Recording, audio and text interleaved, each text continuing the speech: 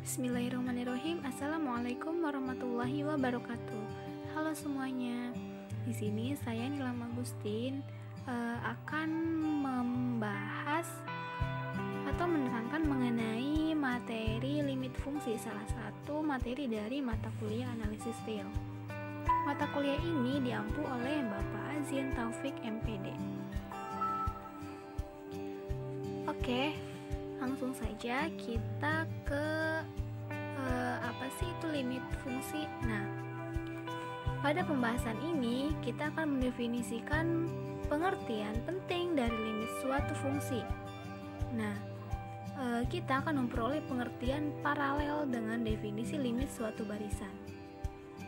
Gagasan secara intuisi dari suatu fungsi yang mempunyai limit L pada C adalah bahwa nilai fx itu sangat dekat dengan L untuk x yang sangat dekat dengan C. Nah, akan tetapi kita perlu mempunyai teknik-teknik pengerjaan dengan gagasan yang dekat sekali. Ini memerlukan penggunaan pengertian lingkungan dari suatu titik. Nah, jadi pernyataan fungsi f mendekati L pada C berarti bahwa nilai fx itu akan terletak dalam sebarang lingkungan epsilon yang diberikan dari L. Asalkan kita mengambil X itu dalam lingkungan delta dari C yang cukup kecil, di mana X-nya itu tidak sama dengan C. Pemilihan delta akan bergantung pada epsilon yang diberikan. Kita tidak ingin terpengaruh dengan nilai dari fungsi C pada C. Karena kita hanya ingin memandang kecenderungan ditentukan oleh nilai dari F pada titik-titik yang dekat sekali tetapi berbeda dari titik C. Nah, agar limit fungsi ini bermakna, maka diperlukan fungsi f yang terdefinisi pada sekitar titik C. Kita menekankan bahwa fungsi f itu tidak perlu terdefinisi pada titik C atau pada setiap titik sekitar C. Akan tetapi cukup terdefinisi pada titik-titik yang dekat sekali dengan C untuk menjadikan pembahasan menjadi menarik. Nah, ini merupakan alasan kita untuk mendefinisikan suatu definisi dari limit fungsi berikut.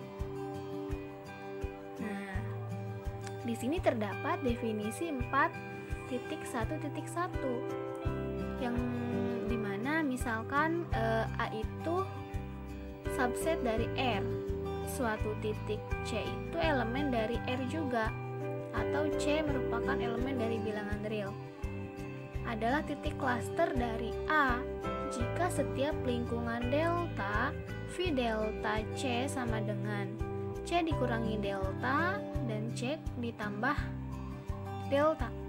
Dari C ini memuat paling kurang satu titik dari A yang berbeda dengan C. Nah, di sini terdapat catatan bahwa titik C merupakan anggota dari A atau bukan. Tetapi meskipun demikian, itu tidak menentukan apakah C suatu titik klaster dari A atau bukan.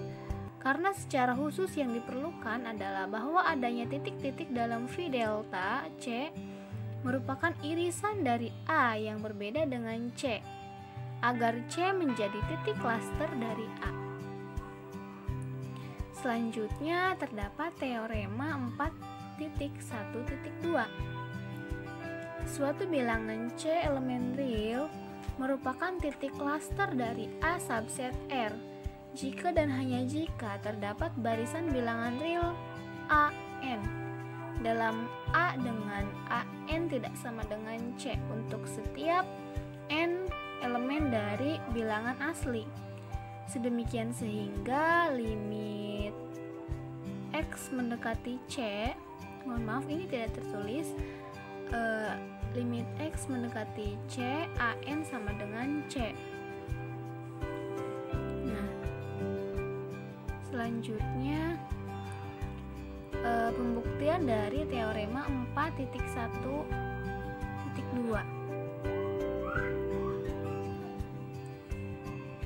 Jika C merupakan titik klaster dari A, maka untuk semua N elemen bilangan asli, lingkungan 1/N V 1/NC memuat paling kurang satu titik yang berbeda dengan C.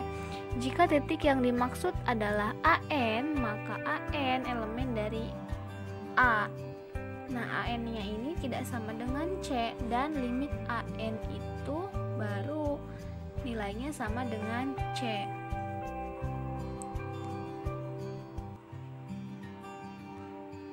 Nah, selanjutnya terdapat contoh-contoh yang menekankan bahwa suatu titik klaster dari suatu himpunan bisa masuk ke dalam himpunan tersebut atau tidak. Bahkan lebih dari itu, suatu himpunan bisa mungkin tidak mempunyai titik klaster. Contohnya terdapat dalam contoh 4.1.3. Yang pertama, jika A1 sama dengan 0,1, maka setiap titik dalam interval tertutup dalam selang tertutup 0,1 merupakan titik klaster dari A1. Nah, perhatikan bahwa 0 dan 1 ini adalah titik-titik klaster dari A1.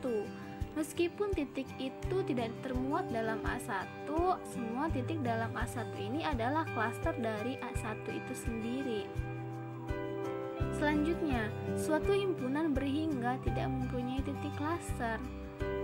Nah, yang selanjutnya juga himpunan tak berhingga, bilangan asli tidak mempunyai titik klaster. Soalnya sebuah himpunan tersebut tak berhingga, tidak ada ujungnya, jadi tidak mempunyai titik klaster. Next, himpunan A4 sama dengan 1/n, di mana n-nya itu merupakan elemen dari bilangan asli, hanya mempunyai 0 sebagai titik klasternya. Tidak satupun titik dalam A4 yang merupakan titik klaster dari A4. Selanjutnya, himpunan A5 ini sama dengan I irisan dari Q, yaitu himpunan semua bilangan rasional dalam interval tutup atau interval tertutup. I sama dengan 0,1. Menurut teorema kepadatan 2.5.5 bahwa setiap titik dalam I merupakan titik klaster dari A5. Selanjutnya, ada di sini ada definisi limit. Nah, kita akan menyajikan definisi limit dari suatu fungsi pada satu titik. Definisi 4.1.4. Misalkan A subset R. Fungsi A ini memetakan kepada bilangan real dan C suatu titik klaster dari A. Kita katakan bahwa suatu bilangan real L merupakan limit dari F pada C jika diberikan sebarang lingkungan epsilon dari L V epsilon L.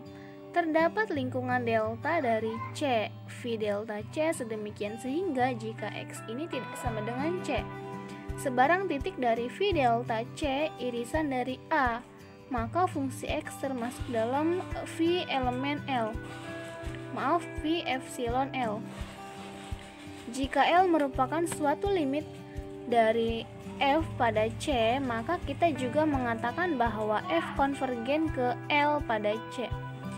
Jika F tidak mempunyai suatu limit pada C, kita kadang-kadang mengatakan bahwa F divergen pada C. Nah, jadi jika L ini merupakan suatu limit F pada C, kita katakan bahwa F itu konvergen pada L ke L pada C. Begitupun juga sebaliknya, jika F tidak mempunyai suatu limit pada C, kita katakan bahwa itu divergen. Jadi tidak mempunyai satu titik tertentu, bahkan titiknya itu semakin menyebar. Selanjutnya terdapat teorema 4.15. 4.1.5. Jika fungsi A ini memetakan ke bilangan real dan C suatu titik klaster dari A, maka F hanya dapat mempunyai satu limit pada C. Bukti, kita menggunakan pengandaian kontradiksi, yaitu terdapat bilangan real L aksen itu tidak sama dengan L double aksen. ini memenuhi definisi yang awal, yang pertama, yaitu definisi 4.1.4. Kita pilih epsilon lebih besar dari 0, sedemikian sehingga lingkungan epsilon, V epsilon L aksen dan V epsilon L double aksen itu saling lepas. Contohnya, kita dapat mengambil sembarang epsilon yang lebih kecil dari setengah nilai mutlak L aksen dikurangi L double aksen. Maka menurut definisi 4.1.4 terdapat delta aksen lebih besar dari 0. Sedemikian sehingga jika X sebarang titik dalam A irisan dari V delta C dan X tidak sama dengan C, maka Fx termuat dalam V epsilon L aksen.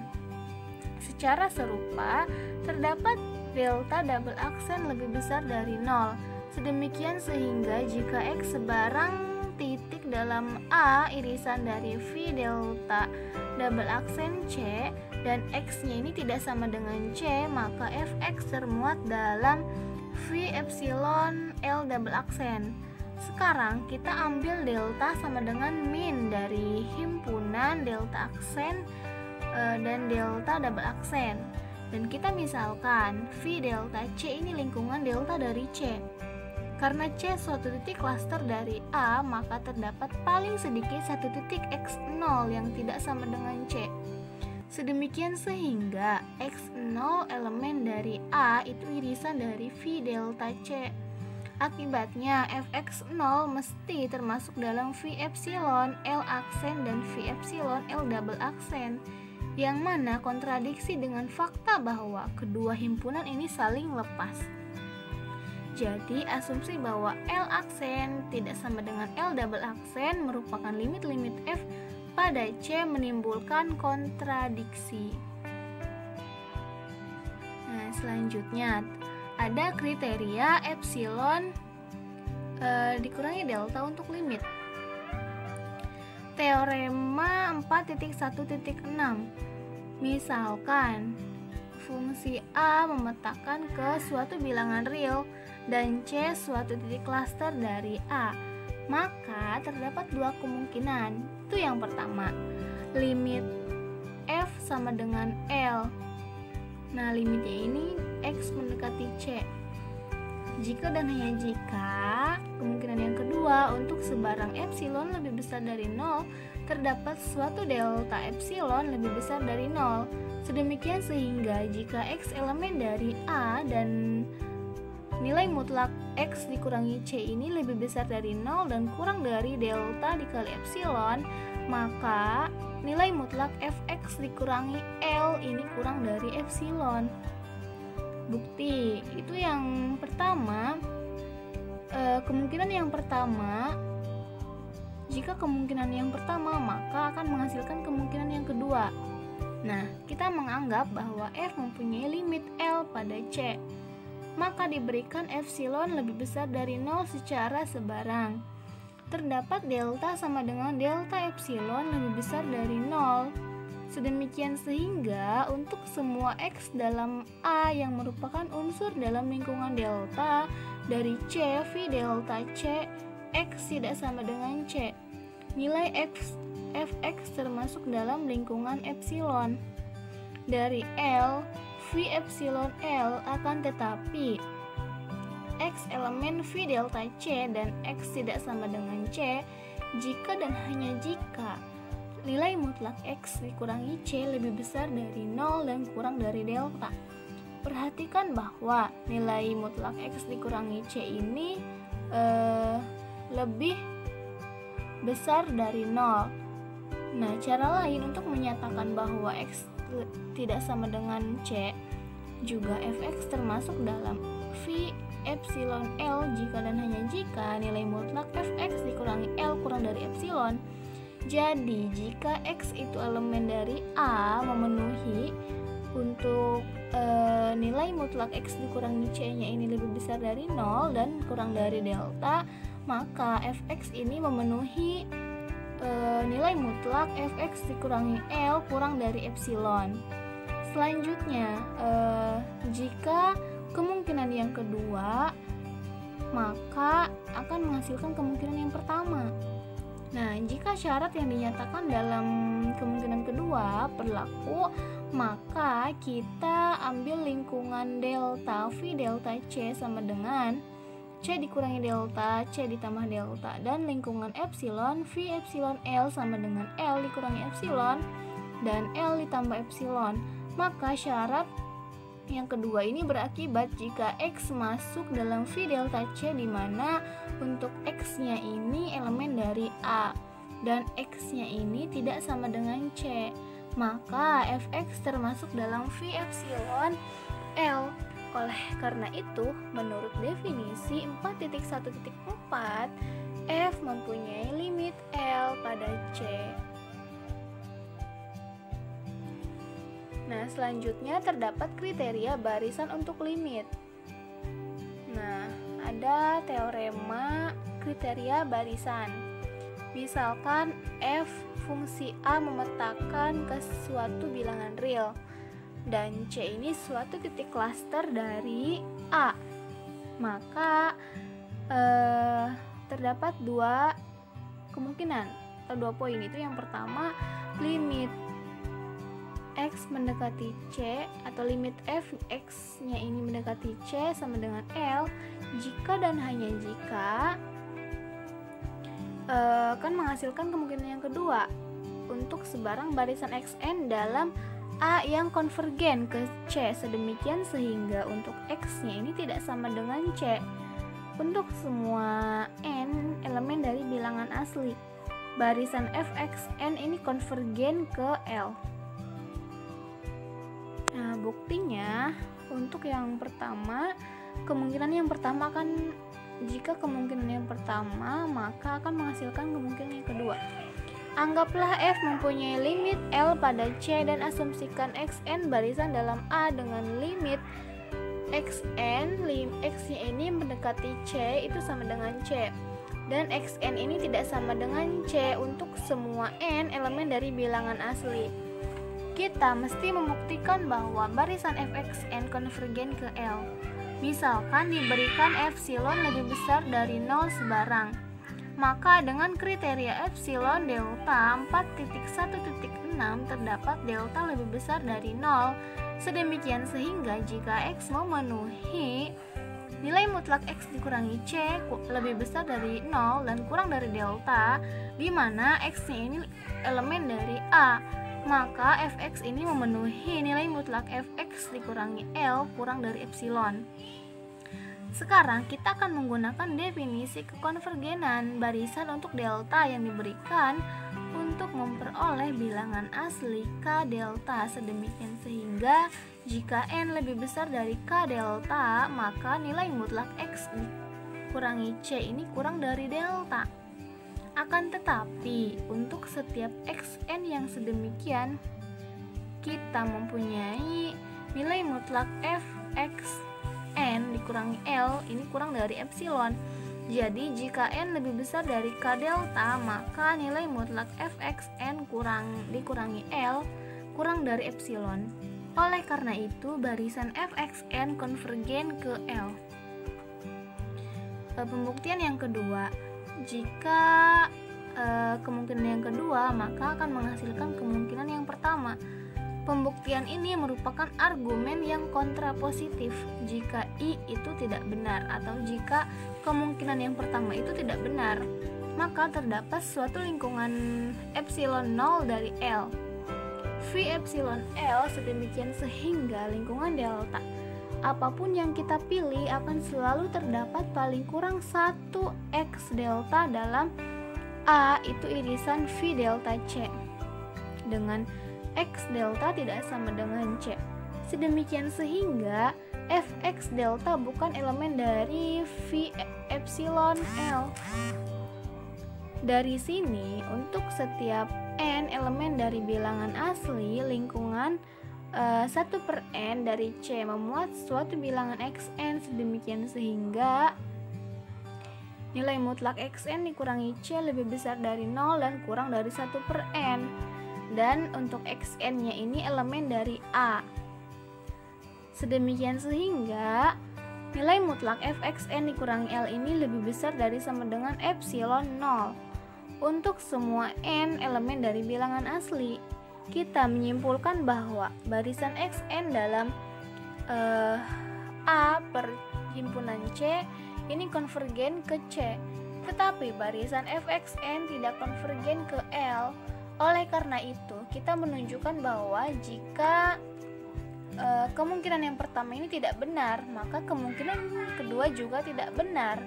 Kita simpulkan bahwa kemungkinan yang kedua menyebabkan kemungkinan yang pertama, atau poin kedua menyebabkan poin pertama.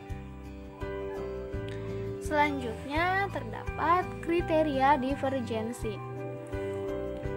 Misalkan A subset R, fungsi A memetakan ke suatu bilangan real dan C elemen R suatu titik cluster dari A. Itu terdapat dua poin atau dua kemungkinan. Yang pertama, jika L elemen dari bilangan real, maka F tidak mempunyai limit L pada C. Jika dan hanya jika terdapat suatu barisan xn dalam A dengan xn ini tidak sama dengan C untuk semua n elemen dari bilangan asli. Sedemikian sehingga barisan xn konvergen ke C, tetapi barisan fxn tidak konvergen ke L. Selanjutnya, untuk kemungkinan yang kedua, fungsi f ini tidak mempunyai limit pada C. Jika dan hanya jika terdapat suatu barisan xn dalam A dengan xn-nya ini tidak sama dengan C untuk semua n elemen dari bilangan asli. Sedemikian sehingga barisan xn konvergen ke C, tetapi barisan fxn tidak konvergen dalam R. Selanjutnya terdapat contoh aplikasi kriteria divergensi. Itu yang contohnya yaitu terdapat suatu limit x mendekati 0, 1 per x ini tidak ada dalam suatu bilangan real. Nah, kita misalkan omega x ini sama dengan 1 per x untuk x nya ini lebih besar dari 0. Kita selidiki untuk c ini sama dengan 0. Argumen yang diberikan pada contoh 4.1.7d itu gagal berlaku jika C sama dengan 0, karena kita tidak akan memperoleh suatu batas sebagaimana dalam contoh tersebut. Jika mengambil barisan xn dengan xn-nya ini sama dengan 1 per n untuk n-nya elemen dari bilangan asli, maka limit xn sama dengan 0. Tetapi omega xn ini sama dengan 1 per 1 n sama dengan n. Seperti kita ketahui bahwa barisan omega xn ini sama dengan n itu tidak konvergen dalam bilangan real karena barisan ini tidak terbatas, tidak memiliki batasannya. Dari sini dengan teorema 4.1.9b bahwa limit 1 per x yang mendekati 0 ini tidak ada dalam suatu bilangan real. Sekian penjelasan dari saya, kurang dan kurangnya mohon maaf. Wabillahi taufiq wal hidayah. Wassalamualaikum warahmatullahi wabarakatuh.